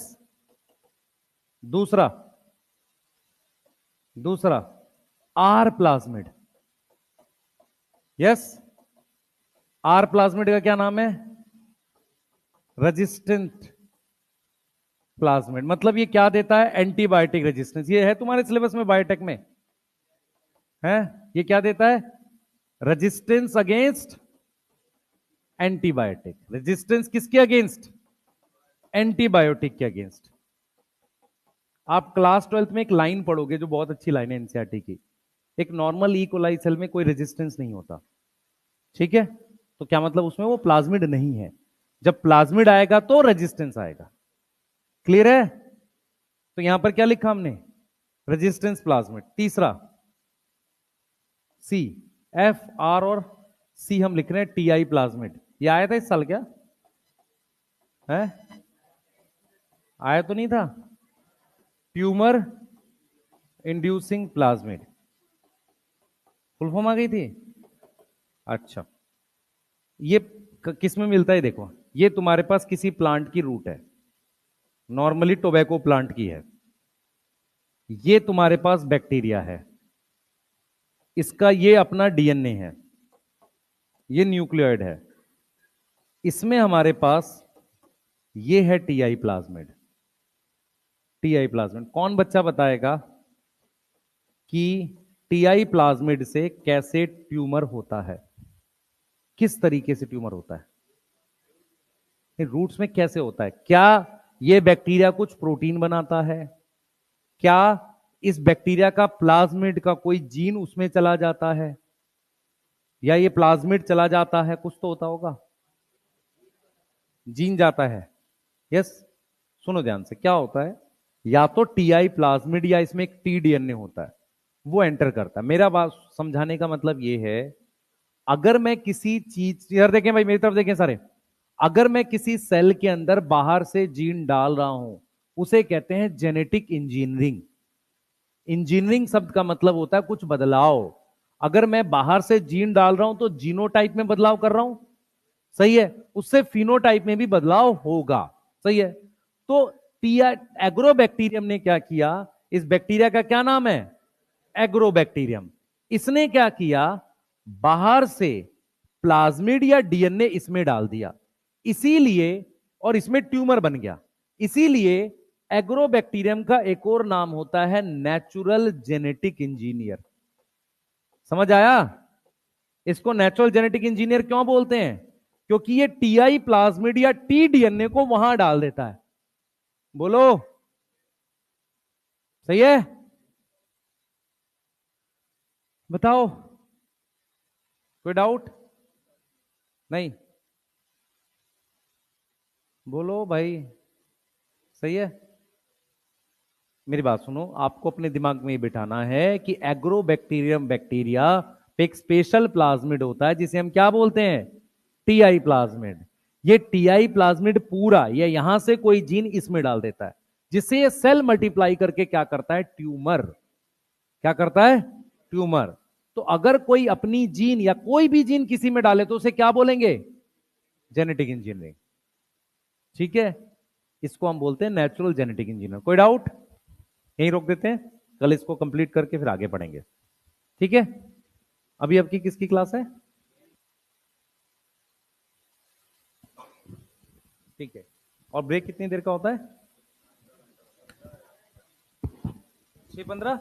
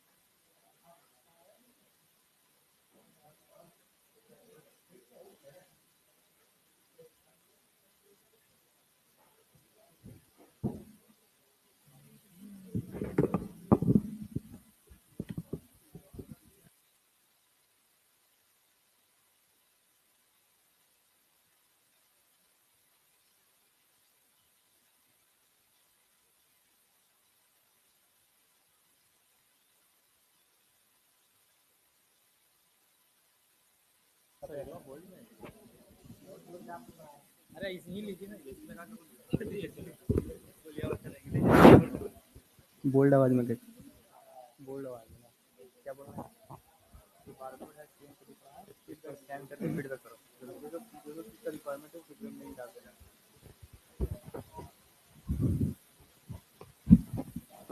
Hello, student आपको ये बारकोड दिख रहा है ना? इस बारकोड को आप लोग स्कैन करके फीडबैक फॉर्म फिलअप कर देना है, और जो भी रिक्वायरमेंट है आपकी वो सारी उसमें आपको डाल देना है, ठीक है? कौन सा बोर्ड? फीडबैक फॉर्म में डाल दो ना, जो भी आपको रिक्वायरमेंट है वो फीडबैक फॉर्म में डाल दो। आप डायरेक्ट हमें हमें बताओगे तो यहाँ से नहीं कर सकते हैं, आप फीडबैक फॉर्म में डालो, उसमें आपको सारा हो जाएगा। आप डालो तो पहले।